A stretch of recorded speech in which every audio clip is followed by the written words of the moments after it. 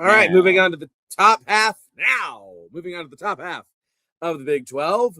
Kansas State, who, despite being 6-6, is ahead of TCU in the Big 12 standings at 5-4 because we lost to Kansas State in Manhattan again. That's why it's only a B, people. I cannot handle this. It makes me so frustrated. All right, Kansas State is 6-6. Of course, yeah, we'll get there. They lost the game in Ireland, and it's just completely downhill from there. You barely beat North Dakota. You lose to Army. You lose to Arizona. You lose to Baylor. You lose to Texas Tech. You lose to Utah. Your wins come against, again, North Dakota, UCF, TCU, Kansas again, Oklahoma State, and Colorado. I am okay with you giving them an F, Brownie. I'm giving them a D purely on the fact that they beat Kansas again for the bajillionth time. And they managed to steal a game against TCU. But yeah, they're honestly, I don't even think K-State fans were happy that they beat KU. Yeah. Like, I think that, like, honestly, this season for them was an F, and it started at the Alamo Bowl. Like, that was literally their entire excuse for the season, and they almost lost that North Dakota game. Like, yeah. If North Dakota had any sort of offensive, like, mastermind to give them the last, like, minute and a half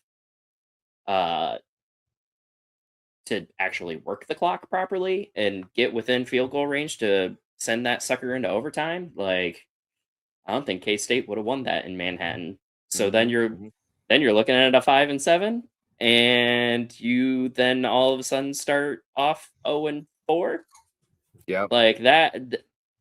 I mean, I have seen a plethora of people calling for Kleiman's head, like, even before they beat UCF. Yeah. And I'm kind of sort of glad that Kleiman got the benefit of the doubt for the rest of the season and he was able to stick it out. I think obviously the entire play. I mean, he's earned that. He's earned that. Truly. Yeah, and I think the big play was always to get Colin Klein before all of the head coach jobs came a knocking. Yeah, and I'm sure they'll be feeling good about that going into next season if they can get a good portal class. I just don't think that they were prepared for this to be Kleiman's last year. I think that they were at least expecting 1 or 2 more years. But I mean, 6-6 is an F for K-State. Like, let's just be brutally honest here. I'm actually going to adjust it to a D-. And again, it's purely on the weight of beating Kansas because there's literally so much. Like, they didn't even play in a bowl game, right? They turned down a bowl game. That's despicable, and I know Iowa State did as well. That's despicable. Like, playing a bowl. Hey, man, don't have to tell me twice. We just didn't have the players. Yeah. But I'm totally okay with an F. An F makes absolute sense. I just think D- just for beating Kansas. You can feel at least kind of good about that. All right, Brownie, time for your clones. Iowa State starting so strong in the last year of the Matt Campbell era. You win in Ireland. You beat South Dakota. You beat Iowa. You always love winning El Assico. Arkansas State, Arizona. That's a 5-0 start before the wheels come off with injuries. 4 losses in a row. You steal the win against TCU, and you finish the season 3-0 with wins against the Frogs, Kansas, and Oklahoma State, and then don't play in a bowl game. 8-4 season. Matt Campbell era is over. You do get a good hire in Jimmy Rogers, but we're not counting new hires toward this grade. What are you giving your clones? So if I just give it straight to the end of the Okie State game, I definitely say that this is probably a B- territory for us.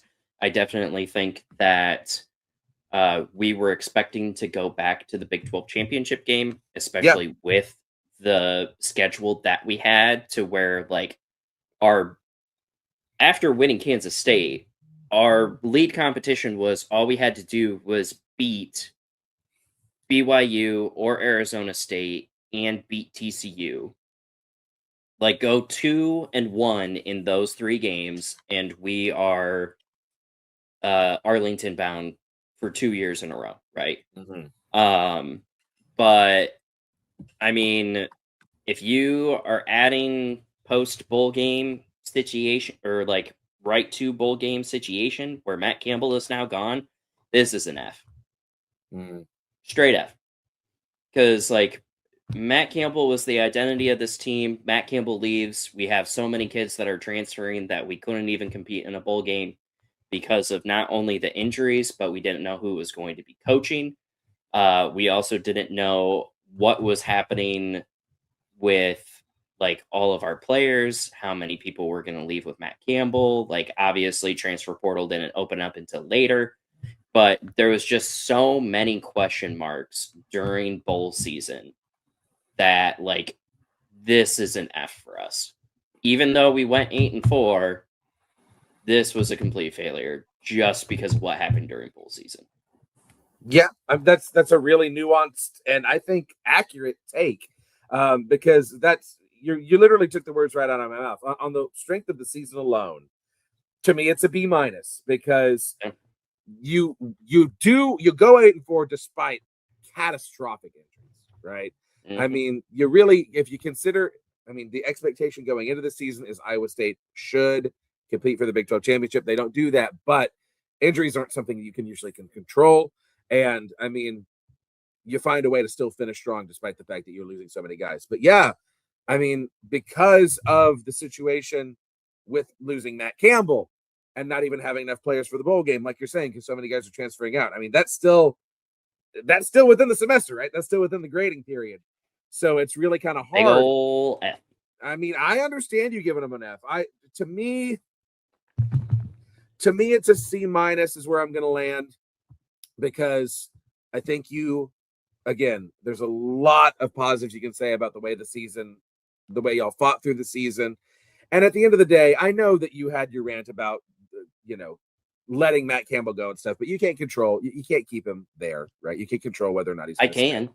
It'd be illegal, yeah. but I can. Ultimately, it's something that's out of your control. But I mean, yeah, I'm still giving Iowa State a passing grade. They do. I mean, Jimmy Rogers is an excellent replacement for Matt Campbell, and I think that the future can still be bright. No. Okay, here's another really intriguing one. Arizona State, because this is a team that also dealt with injuries, and Sam Levitt, will he stay? Will he go? That all is going down there in the back half of the season. First half of the season, Arizona State's looking real strong. They beat TCU, and it's like, okay, crap. Maybe that Mississippi State game was a fluke. Maybe they're still going to compete for the Big 12 again. But then, once all those injuries set in, they get blown out by Utah. They do manage to beat Texas Tech. They're the only team in the Big 12 that manages to beat Texas Tech. That is worth something. And without Sam Levitt, they lose to Houston, though, beat Iowa State, beat West Virginia, Colorado, lose to Arizona before losing to Duke in the bowl game in a close one, 42-39.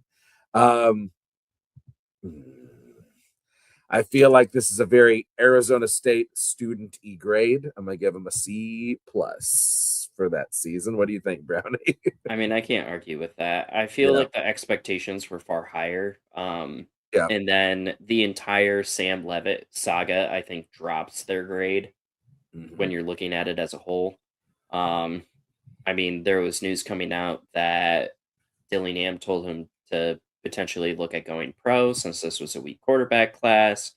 Then there was rumors that Levitt was holding out because of NIL.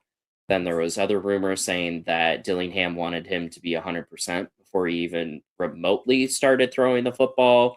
But then there was reports of him playing basketball while, quote unquote, rehabbing.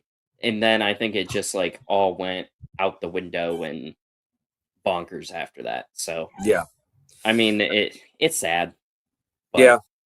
On second thought, I'm going to drop him down to a C- just for losing to Arizona. There you have it. I don't really even begrudge them losing to Duke all that much because Duke had a really quality football team this past year. Obviously, they were the ACC champions. Right? Don't know how. Yeah, they figured it out. But yeah, Arizona State, that's just a brutal end to the season for them. I was trying to, so I actually, Dishfish, I think you have it right. Let's land at a C average because they lose to Arizona, but they do beat Tech. So they do beat Tech. There you go. Right in the middle. C average. I think that's where they need to be. Okay. Now on to their rivals, those Arizona Wildcats, who are very good at basketball. My Lord. But football-wise, they finished the season 9-4, just like those Frogs, 6-3 in conference.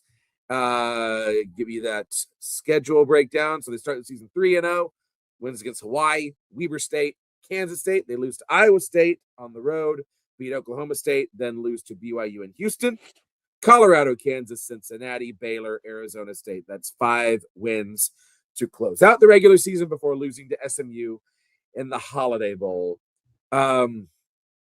Overall, I mean, you really overachieve based on what you did last year. Arizona now, I mean, you have every expectation of them being in the top half of the conference again next year for Noah Fafita's senior season. But, you drop the bowl game against SMU. I mean, I'm prepared. I'm prepared to give him a pretty solid grade, man. I don't know about you. I mean, this is almost kind of the reverse of UCF, right? Because, like, when you look at their schedule, Hawaii should have been a win. Weber State should have been a win. The Kansas State, they were still kind of back reeling from their Ireland trip, so that was a win. You should have very easily have beaten Okie State. And then the back portion of that schedule was all teams struggling except for ASU, which is a rivalry game, which obviously could go 50-50. So, I mean, the only teams they lost to are teams that finished above them in the standings. Houston, BYU, Iowa State, right? Yeah. Or actually, not Iowa State, but Iowa State was ranked at the time. Yeah, and I think that at least gives them some sort of credit where credit is due, because they did overperform, I think, what they had. But I also think that they had a cupcake schedule to get them to like that 9-3 season, and I think that definitely showed playing against SMU. Yeah. So I mean, realistically, I think that I could get them anywhere between like a B and a C, whether it be like a B minus C plus kind of range, because they definitely did outperform what they were expecting to do. I just feel like the way that they quote unquote outperformed was due to strength of schedule. Yeah, I mean, that's fair. You're giving them a B. Dishfish is giving them a B minus, or you said maybe a C. I mean, I think it's an A minus. I think, listen, the Arizona last year, most of these games aren't A's, right? I think you got to give credit where it's due. They managed to go 9-4, win 9 games. When last year they really got their butts handed to them more often than not, and they beat Arizona State. That's not nothing. They beat Arizona State. They beat a Cincinnati that was still ranked at the time. That was early in their November skid, right? You only lose to really solid teams. Now it's an A minus. I would give them an A if they show up in the bowl game, right? But you lose to SMU 24-19. You can't do any better than an A minus in my opinion. I give their coaching staff an A plus for adaptability, from going from being a McMillan merchant to actually learning what an offense is. Yeah. I think if you're a Wildcat fan, it's really difficult not to be very pleased with this season. Yeah. I mean, obviously, anytime you lose a bowl game, that's a sour taste in your mouth to finish. Especially to SMU. Of all teams, why did you have to lose to the Ponies? Yeah, come on, bro. Like, don't give them any. Don't give them another Big 12 win. Just don't even go to the bowl game at that point. Yeah. Well, but what is that? SMU's like second Big 12 win in the last, like, I don't know, a million years. Anyway. So, okay, moving on to Houston, and man alive, those Cougars, what a year for Willie Fritz. 10-3. Houston is, dare I say, back to competing for conference championships. They start out 4-0. Stephen F. Austin, Rice, Colorado, Oregon State. They lose to Texas Tech. Not surprising. Reel off another 3. Oklahoma State, Arizona, Arizona State. Then lose to West Virginia. That's a tough pill to swallow. Beat UCF, lose to TCU, another extremely tough pill to swallow. Arguably outplayed TCU in that game, just could not put it in the end zone. And beat Baylor before winning the bowl game against LSU in the Texas Bowl in Houston, 38-35. Listen, man, like, you lost some stupid games to West Virginia and TCU. Right. I mean, like, talent wise, it was probably a push with TCU or TCU. No, talent wise, TCU was better, but that's the game you should have won, right? It's an A for me. It's an A. Houston's getting an A. It would be an A plus if you would have beat West Virginia. But I mean, hell yeah, great season by the Cougs. I think the two hiccups in the season kind of doesn't allow them to have an A plus. Now, if you're strictly talking to a Houston fan, it's probably an A plus, right? Oh, Because sure. they definitely did not think that this was going to be a 10-3 season, and they definitely probably didn't think that they were going to beat up on LSU. Yeah. But I mean, give them credit where credit is due. Bottom of the barrel. I mean, last year they started. I think it was 4-0, and then they ended up on a giant tailspin. Yeah, let's look back at them last year. I don't remember Because I know that they got skunked by Iowa State last year in very embarrassing fashion. They were 4-8 last year. Yeah. Let's see. Because I think they won out in non-con. Okay, here's the schedule. So last year they started out 0-2 because they lost to UNLV and Oklahoma. They beat Rice, lost to Cincinnati, Iowa State, beat TCU. God, that game was so stupid. I was literally ready to burn the whole campus down after that game. Yeah, but so their wins last year were Rice, TCU, Utah, and Kansas State because everyone was beating Utah last year. Oh boy. Okay. But yeah, 4-8. I mean, yeah, this is definitely an A because of it. But again, I don't think that you can realistically give them an A plus because they didn't win that West Virginia game. I think you could probably be pissed the way that the TCU game ended if you were a Houston fan. Oh, I'd be furious. But I mean, shit, I'd still take freaking 9-3 and then beating an SEC team. Yeah. Hell yeah, absolutely. I mean, yeah, it's SEC literally team alone is an A plus. So yeah, I mean, it's for me. If you just lose one, if you win one of those stupid games, right? I mean, every college football team should be allowed one stupid loss, but you had two. But man, yeah, if I'm a Houston fan, I've definitely got an A plus attitude after beating LSU in Houston. I mean, there's literally not an SEC. Well, maybe A&M or Texas, but outside of A&M and Texas, there's not an SEC team that I would want to beat more in the bowl game than LSU if I'm a Houston fan. Right? I want Bama. Well, maybe Bama. Seneca revenge. Yes, he was in. I'm just thinking like geographically, all of that. Right. But yeah, really, really great feelings in Houston. It's going to be exciting doing their off-season preview this summer and getting a read on just what the vibes are going to be going into now year 3 of Willie Fritz. What's that going to look like? Okay, we're in the home stretch here, the top 3. And damn it if Utah didn't bounce back. Utah finished 11-2. Very solid season for the Utes. They start out 3-0 with the dominant victory over UCLA, who it turned out was exceptionally fraudulent, much like North Carolina. They get the Mountain West win over Wyoming, lose to Texas Tech in not so close fashion, bounce back against West Virginia, Arizona State, lose to BYU in a close holy war, and then win their last 5: Colorado, Cincinnati, Baylor, Kansas State, Kansas. So here's the thing. You lose to the 2 teams that finish in front of you in the standings. You then manage to beat Nebraska in the Las Vegas Bowl. In fact, you dominate Nebraska in the Las Vegas Bowl. Again, relative to where you came from last year, it's hard not to feel really good about this. If you're a Utah fan, you're probably furious that you lost to BYU. But for me, it's no worse than an A. Yeah. I think that it's an A, especially from where you were last year. The only knock that I really have is just their schedule. Yeah. It was a very weak schedule. Yep. But I definitely do think that the way that the previous year went, them being able to come back, go 11-2, they put belt to ass on a Nebraska school that did not have Dylan Raiola, so I couldn't see him tear his ACL after his beloved Patrick Mahomes.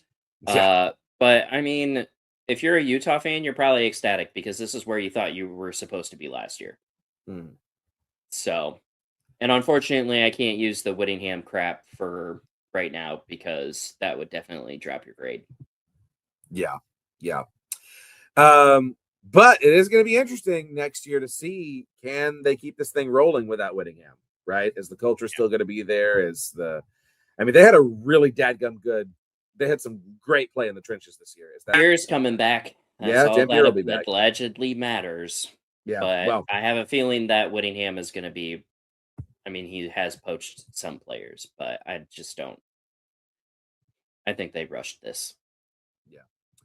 All right, now the other side of the holy war, BYU, 12-2 on the season, 8-1 in conference. Y'all know how the Cougs did. They started out the season. What is this? 1, 2, 3, 4, 5, 6, 7, 8-0, including that holy war victory. They lose to Texas Tech 29-7. Destroy TCU, Cincinnati, UCF. Lose to Texas Tech again in the Big 12 championship. That game was close until very late when Tech just kind of ran away with it. Of course, BYU is held out of the playoff, but they win a Pop-Tart Bowl victory, the People's National Championship against Georgia Tech, 25-21. I will give you one guess as to the grade that I am giving this season. Ooh, pick me, coach. Go ahead, Brownie. F, because they didn't make the college football playoffs. That's the other Brownie. That's Bomber's opinion. This is an A+ season, man. A freaking plus. Texas Tech was very good. I don't think there's a whole lot to hang your head about with a true freshman quarterback losing to Texas Tech twice. You win your bowl game. You dominate most of the competition you play. The arrow is just pointing nowhere but up. Kalani Sitake is coming back. A lot of your talent is coming back. I mean, BYU. You're getting promises of more NIL money. Yeah, BYU is in an exceptionally good place. The college football playoffs are probably going to hold them out as long as they possibly can. But hey, the only thing that is going to stop them is their damn honor code. Yeah, actually. But hey, if it means that BYU fans are rooting for great kids, great quality humans, like, I feel like that's a price that I'd be willing to pay, Right? I mean, honestly.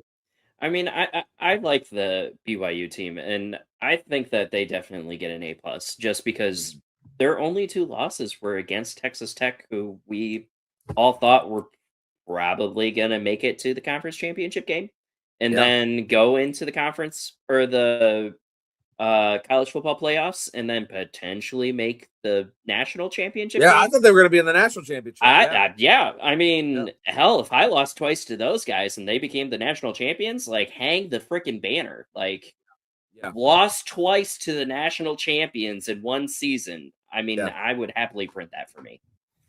But yeah, and the thing is, I know I'm going to sound like an SEC fan giving out hypothetical wins. If BYU's in that playoff playing any of Oklahoma, Alabama, Ole Miss, A&M, they win every single one of those games. Oh, yeah. Every single one. Oh, yeah. SEC. Easily. I don't think they beat Miami. Miami is really hot. Miami's playing really good ball. I don't think they beat Oregon, obviously. Is that everybody? 4, 5, 6. Yeah. But the other 4, all the 4 of those SEC teams, and of course James Madison and Tulane, I think they could beat them as well. Oh yeah, I think that they would put belt to Tulane and James Madison. I think really the worst draw that Tech could have had is to play on the same side as Oregon. Mm-hmm. Yeah, because I think Oregon was underseeded, but the only reason why the reason why Oregon was underseeded like that is just because Indiana was 1. And they had to push the SAC narrative. So yeah. And Dishfish, you've just proven another reason why this is an A+ year that I didn't even mention. Jake Retzlaff is gone. We're all ready to bury BYU at the beginning of the season, right? Yeah. Like, oh well, they lost. Even BYU fans were like ready to bury him. Like, it's over. And then what do? They go and kick everyone's behind except for Texas Tech. I mean, Bomber would probably disagree with me, but that is an A freaking plus. All right. So that brings us to, at long last, an hour and 7 minutes later, the Big 12 champions for the first time ever, Texas Tech. It's an A for me, Brownie. And the whole reason it's an A and not an A+, like I said, you're allowed one stupid loss. They lose to Arizona State on the road, 26-22. That's okay. But you don't score a point against Oregon, bro. come on, man. Come on. I can't give you an A+ if you're with that behavior. But otherwise, outstanding season by Tech. I personally think that it's a B-. Ooh. Because the expectation was already college football playoff. It was not Big 12 champion. It was college football playoff, and it was long run in the college football playoffs, right? Yeah, Like Cody Campbell's entire thing was, we're not here to win championship games. We're here to win natties. And you didn't win a natty. At least you beat the 8-4 allegations. But yeah. I mean, you got halfway there. You got 2 losses. And you put up a big old goose egg on Oregon. So now the push is, oh, well, it's no longer the SEC, which is the greatest conference of all time. It's the Big Ten. And also look at how far back the Big 12 is, because Tech steamrolled literally everybody in that conference, and they didn't put up any points against Oregon. So B- because you made us all look like we're absolute dog shit. That's fair. That's fair. I mean, I think that Oregon loss was way more detrimental to the Big 12's image than TCU's national championship loss. I will die on that freaking hill. I'll die on that Nobody hill. was beating Georgia that year, man. We ran into a buzzsaw. We were the unwitting victims of an unstoppable death machine. I will hate Ohio State until the day I die for not making that field goal, because we were not going to win that game. But I will say that Georgia defense that year could arguably probably have won 9 games in the NFL. I don't know about that, Brownie. I mean, give them the Browns offense with Baker Mayfield and that defense. Maybe could beat the Jets. Maybe could beat the Jets this year, but not 9 games in the NFL. I bet you they could make 9 games. I don't know. That defense was nuts that year. I don't know. Hey, and thank God, Dishfish, Georgia will never have a team like that again. Yes, due to NIL. But yeah, it's an A for me from Tech. I can't not give a 12-win team an A. You know, that as it's not an A+ because of the Oregon situation, but it's an A. You got over the Big 12 championship hump. You won it. Congratulations. We're coming for you next year, baby. Okay? We're coming for you next year. You're not going to have Jacob Rodriguez anymore. Dear Cody Campbell, you need at least another $30 million in order to beat Oregon. Yeah, you need that Nike money. All right. That will do it. The report cards have been delivered. The emails to parents have been sent. Let us know if we did it right, okay? Did you agree? Let us know in the comments. Dishfish has been doing all the heavy lifting in the comments, y'all. Thank you, Dishfish. You're a pearl on the necklace of life. So that'll do it for this week. Yes, Dishfish always gets an A+. You get a sticker next time I see you. Any equipment manager, any former equipment manager, a living A+. Okay, so that'll do it for us. Brownie, tell the people where they can find you. One more reminder. At Cyclone Brownie on X and Blue Sky. Obviously, follow After Dark CF on Blue Sky and X as well. We're also getting folded into the Cyclone Fanatics YouTube, so follow that channel as well. You might see my pretty face for post game reactions, where I go even more unhinged. So, yay! Follow me at Clinton_Foster55. Subscribe to the show at Big 12 VOCFB. Here it comes, running around the bend. It's ran. It's leading TCU VOCFB. It's gonna, and here it is. It's closing in for the finish. Subscribe, please subscribe. Help us grow this thing. Subscribe to my personal YouTube channel at Clint Foster Creations. Follow the Voice of College Football on all of your social medias. Check out thevoiceofcollegefootball.com. And that's it. So until next week, I love you. I hope your team wins.